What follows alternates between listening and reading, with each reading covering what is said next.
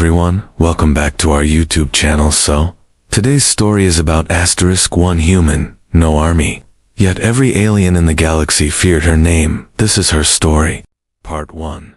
The signal from Kyra 9. No empire cared about Kyra 9. It was just a mining moon on the edge of the Azeran belt. A dying rock orbiting a blue gas giant.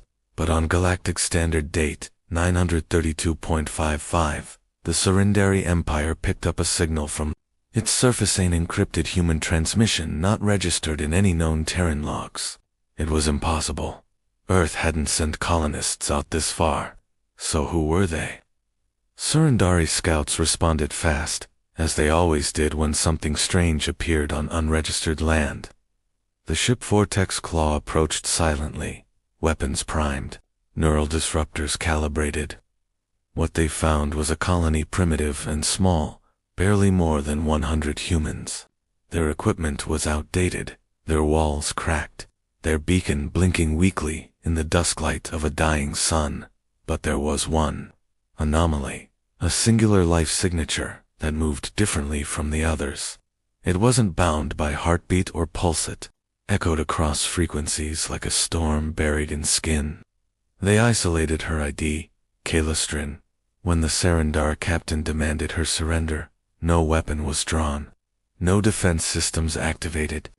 Kayla simply stepped into the open with her hands empty and her eyes closed. 10 seconds later, the Vortex Claw crashed into the canyon wall at full speed. No alarms, no calls. Every officer was brain dead before they hit the ground except one. A junior lieutenant, Kexel, fled in an escape pod, screaming until he ran out of breath. His only words to the council, "She looked at us, and everything stopped." For the first time in Surrendar history, a report was marked black, alert, Omega, code reserved for galactic-level threats. Kella's name was not classified. It was whispered, and the galaxy listened. Part 2. The weapon, who wasn't syndicates of Varkan, offered 10 million credits for Keela's location. The Zen clans declared her an interspecies fugitive. Aboard Hive Moon Ezra, the Queen Mother of the Brack, declared her the end soul, a sign of a prophecy she'd feared for centuries. But no one found her until the day of the Broken Gate. Outpost, Theitnin, a multi-race trade hub orbiting the neutral sector of Valacine space, was torn in half by a mysterious energy surge. Surveillance showed Kayla walking calmly through its core unarmed, alone. All defense systems failed. Drones dropped midair. No lives were lost, but every alien who saw her fled. What was she? Rumors flooded Galnet feeds. She's a failed AI. She's the result of a human government experiment. She's not human at all. But one theory chilled even the coldest minds. She was just a human. No enhancements, no cybernetics, no symbiotes.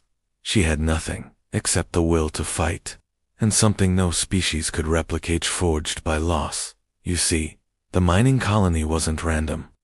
Kira 9 was where Keela's mother had fled, after Earth was bombed in the last Terran War, where her father died fighting off raiders, where Kayla was born into silence, into dust and fire, and warnings of extinction.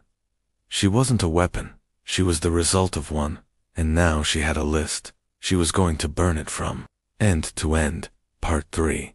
The night the Empire fell silent, the Surrendari Empire had ruled 3 sectors for over 4,000 years.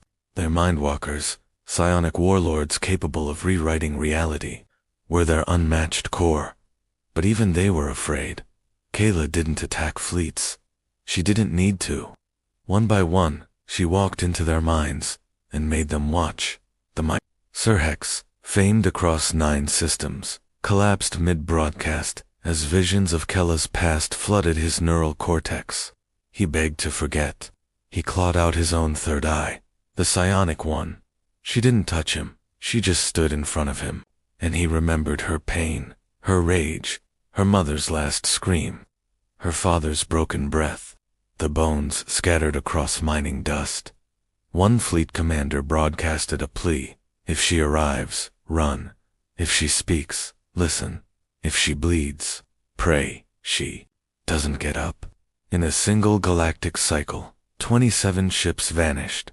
Their crews found hours later, alive but changed, eyes glazed, minds blank, no memory.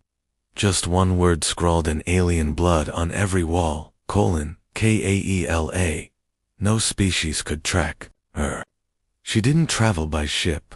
She appeared, a glitch in time, a breath in the wrong place, a shadow when there should be none, and always, she left a mark, and the galaxy began to break. Part 4. The Galactic Accord, Trusta, Accord, met once a century, only in times of galactic crisis.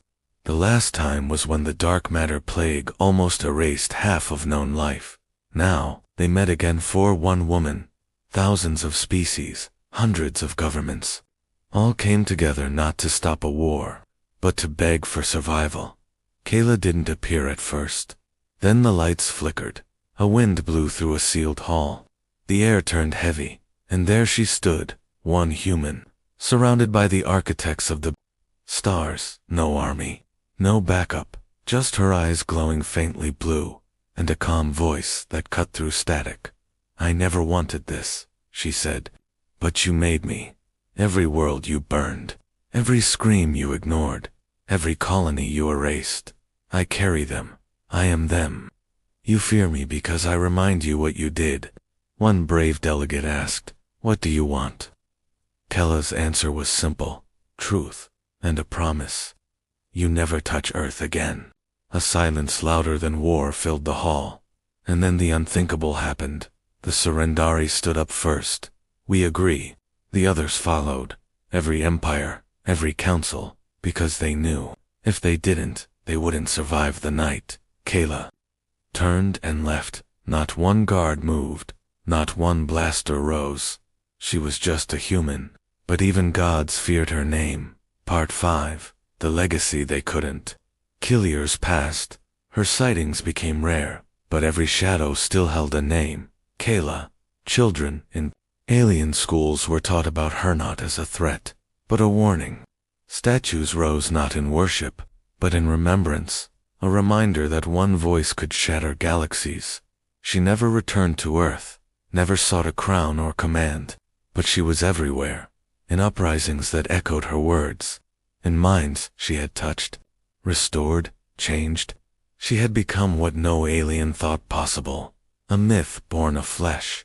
Some say she died on the ocean planet of Sitharis 9, standing alone as the waves closed over her. Others claim she lives in the starlands, waiting for the next scream the galaxy dares to ignore. But one thing is certain: her name lives longer than any empire, and when the sky grows dark, every alien still listens for the wind, and whispers.